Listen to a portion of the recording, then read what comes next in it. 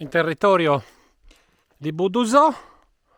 Da poco c'è stata la notizia della presentazione dei risultati degli scavi nel sito di Sosmuros.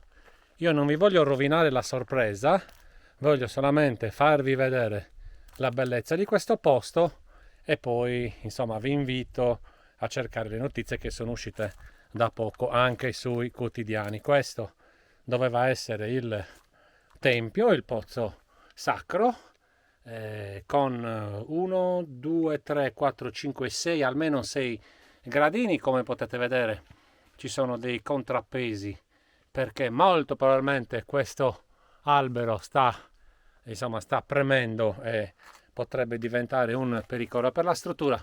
Ci potrebbe essere un sacrificio o l'albero o il pozzo. Comunque non sono uno studioso e non azzardo niente. Io vi faccio vedere le immagini dell'interno di questo meraviglioso pozzo millenario, una struttura straordinaria perché qui comunque siamo, secondo le ultime notizie, in un vero e proprio santuario. Infatti, per esempio, è stato messo in luce anche una possente muratura di quello che poteva essere un edificio cultuale. Così a prima vista sembra un nuraghe.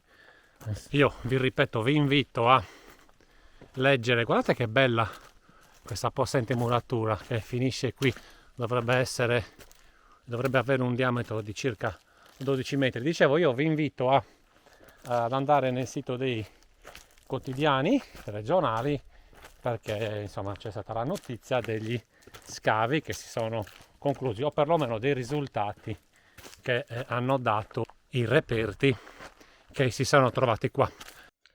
Tenete in considerazione che il sito, caratterizzato anche da altre strutture circolari, è venuto alla ribalta 2 anni fa con ritrovamento di un tesoretto, tantissime perline, forse collane, di quarzoialino che è comune in Sardegna e ambra, non altrettanto comune in Sardegna.